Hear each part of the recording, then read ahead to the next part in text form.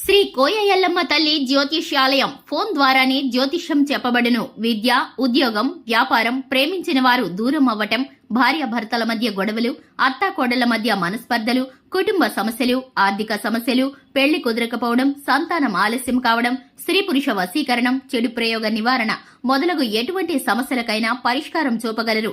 స్త్రీ పురుషులకు ఎటువంటి సమస్యలున్నా నమ్మకంతో కాల్ చేయండి. 9014339338. మార్చి 11 తులారాశి వారికి ఈ రోజు 3 భారీ జాగ్రత్తలున్నాయి. అందరికీ నమస్కారం. ఛానల్ కి స్వాగతం.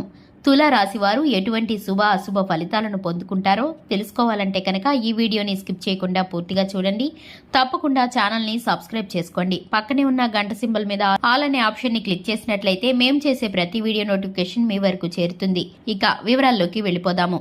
ఈ రాశివారు ఆరోగ్యం విషయంలో జాగ్రత్తగా ఉండాలి. కొన్ని చెప్పుకోలేని అనారోగ్య సమస్యలు మిమ్మల్ని వేధించవచ్చు. ముఖ్యంగా కండరాల నొప్పులు, కాళ్లు పీకడం లేదా లాగడం, తిన్నది సరిగ్గా అరగకపోవడం, గ్యాస్ సమస్య ఎక్కువగా ఉండడం, వీపు నొప్పి రావడం లాంటి సమస్యలు అధికంగా ఇబ్బంది పెడతాయి.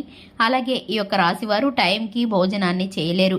పని ఒత్తిడి వలన నిద్ర కూడా సరిగ్గా పట్టదు.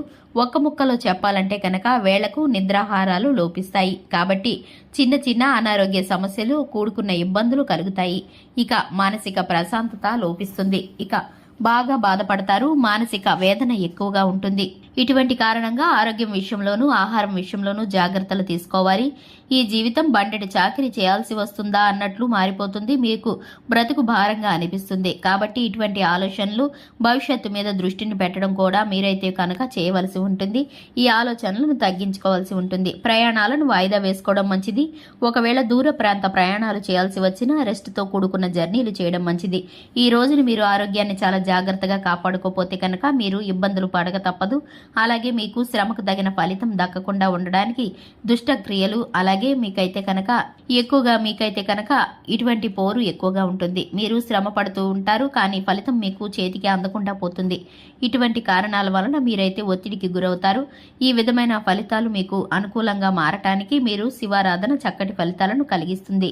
ఇక మీరైతే కనుక చూసుకున్నట్లయితే కనుక గోధుమ రంగు దుస్తులను ధరించకండి. చంద్రశేఖర అష్టకాన్ని పారాయణం చేయండి. శుక్రవారం రోజున అమ్మవారిని ఆరాధించండి. అలాగే గురువారం మీకు కలిసి వస్తుంది. అలాగే మీరు కనుక చూసుకున్నట్లయితే ముఖ్యమైన పనుల నిమిత్తం బయటికి వెళ్లేటప్పుడు తెలుపు రంగు వస్త్రాలను ఎక్కువగా ధరించడానికి ఇష్టపడండి. జేబు రుమాలైనా సరే మీరు తెలుపు రంగుది ధరించుకుంటే కనుక చక్కటి ఫలితాలను పొందుకుంటారు. ఇక ముఖ్యంగా చూసుకున్నట్లయితే విక్రయాలకు, వాహన కొనుగోళ్లకు, నూతనమైన ఔషధాలను స్వీకరించడానికి, లోన్లకు, పరిచయాల వృద్ధికి కాలం అనుకూలంగా ఉంటుంది.